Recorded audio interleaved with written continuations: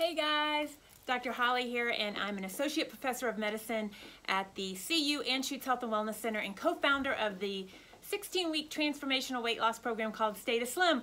Wanted to do my quick video kind of update of where everything is with Larry and Kathy J. We are in weeks 11 and 12. Unbelievable that we are finally in weeks 11 and 12. Y'all are following them. They're killing it, doing a great job, but wanted to do a little bit of a video talking about some of the science and what really happens in week 11 and 12 in terms of the curriculum and kind of what is changing for them, what they're working on, kind of the whole process of transformation. So weeks 11 and 12 are really important. They center around the social environment, your social network. Who do you hang out with? We talk about writing down the people you spend the most time with. Whether you realize it or not, those people, the good, the people you want to spend time with, the people you don't want to spend time with, just the people that you have to spend time with. You know, that goes from your family to your neighbors, to your friends, to your boss, to the person even sitting next to you on the bus. You know, all those people, their behaviors are influencing your behavior whether you realize it or not. And we call that your social environment, your social network. And it's stealth. We don't even realize it, but we take on the behaviors of the people we hang around. In fact, there's a lot of science behind this. If you look at body mass index, which is a measure we use where we look at someone's weight and we take into consideration their height and we give them a number. And if you look at that number and you kind of map it out and you give everybody a color kind of based on what their body mass index is, how high their weight is, people tend to be friends with people with similar body mass indexes. So people who are overweight or have a higher weight for height tend to be friends with people who have a little bit higher weight for their height or a higher body mass index. So when that data first came out, everybody was like, whoa, what's going on? What is that? And you know, you could say, is it contagious? Is it a virus? Why do people hang out with people that have similar body weights? And what we believe is the case is the behaviors that are contagious, not the actual body weight itself. If it's normal to go out to happy hour every night or multiple nights a week, and you're hanging out with people at work that do that, or all your friends do that, you're much more likely to do that. You're more likely to think that's normative behavior and do it. If you're hanging out with people where the normative thing is you go home and you work out, or you go for a run, or you actually go for a run at noon or go to the gym at noon, you're more likely to think that's normative behavior, what everybody is doing. You're more likely to participate in that behavior. And it goes for food, it goes for anything. Think about it. If your kids start to hang out with other kids who smoke, doesn't that kind of worry you? It works for good behaviors, it works for bad behaviors, it works as children, it works as adults. So one of the things we work on in the Stay to Slim is changing your social environment. We already worked on the physical environment, which we know impacts weight. Now we work on the social environment, and weeks 11 and 12 are really all about making some changes there. First thing, like always, is awareness. You've got to understand who's influencing your behavior, and then you can make a decision whether you want to change it or not, or how you can then act upon that, right? Awareness and then action is always the pattern you see. So one of the first things Larry and Kathy J are doing is they're mapping out their social network. They're thinking about who do they spend time with, and they're thinking about who is helping them with the behaviors. In other words, who's doing the behaviors they want to do, therefore they're more likely to continue to do them if they hang out with them, and who in their social circle maybe isn't doing those behaviors. One way I always like to picture this, and I do this for myself all the time, I like to think I'm on a mountain, and I'm climbing a mountain, and there's certain things I want to accomplish, and there's certain behaviors I've got to do to accomplish my goals. And I like to think about who on the mountain is ahead of me, meaning they're already doing the behaviors. They're actually pulling me up, and I like to think we're connected by a rope.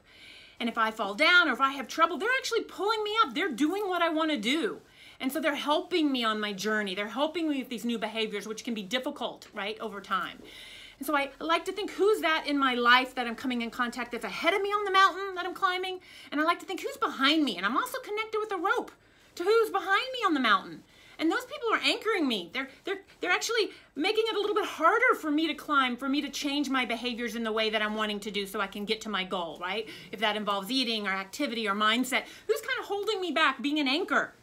And I like to divide those two into two separate groups. The positive people that are helping me, and it's not a judgment, it's just what they're doing. It doesn't matter where they're doing it. Some people say, oh, they're doing it, they don't have to eat healthy, so it should matter. It doesn't matter why. It's not a judgment on their call.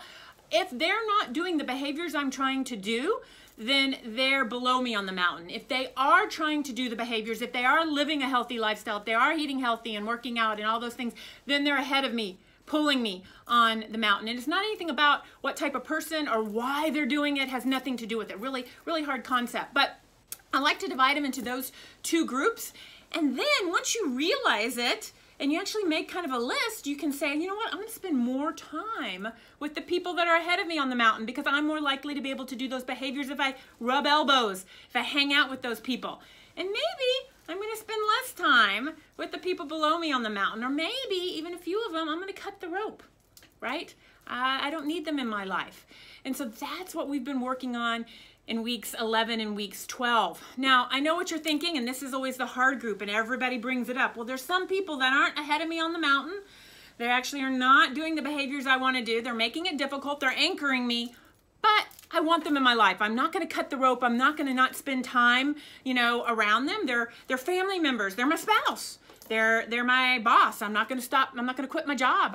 I need my job. Or there's something that you have to spend time around them, but they're not a positive influence necessarily in what you're trying to accomplish. So the thing we talk about, the skill we talk about doing with those people is something called be the change. And now y'all have all heard of be the change. But the idea is, yes, they're influencing you, but luckily you also influence them. It goes both ways. Yes, there's a rope, but you can pull them up the mountain just as much as they can anchor you on the mountain. So the idea, if you don't want to cut the rope, and there's definitely people in my life that I don't want to cut the rope, but they're not necessarily helping me with the behaviors I'm trying to do, the skill, the thing we teach is be the change. Go in and act like you wish they would act. You know, don't tell them. It's stealth. I love this because it's stealth. You never tell them what you're doing. You just do the behaviors. You just bring healthy food to the parties that you wish would have healthy food at. You just suggest, let's go on a walk, or you go on a walk at lunch. You don't tell them what they should do, but just by being around them and doing those behaviors, it will start to rub off on them, just like their behaviors have the potential to rub off on you. But you're smarter. We think about this. We take action around it, so we're not as likely to kind of fall prey to it. We can do something about it. So week 11, week 12, all about the social network, all about who's influencing you that you don't even realize it and what you can do about it. This, in fact, is one of the reasons why I think Colorado is the leanest state. There's multiple reasons, but the fact is Colorado kind of draws people who are physically active and want to be healthy. Our state just draws those people. There's more people in our state to rub elbows, so even the people who didn't come here because of that reason, more likely to rub elbows, be friends, go to a party and see them. It's just normal behavior here. So therefore, you're more likely to be more active, you're more likely to eat healthy, and therefore I think it's why we are the leanest state. So using that, you can then kind of control your own microenvironment. You can decide who's going to be in there, who's going to help you, when you're going to cut the rope, and when you're going to be the change.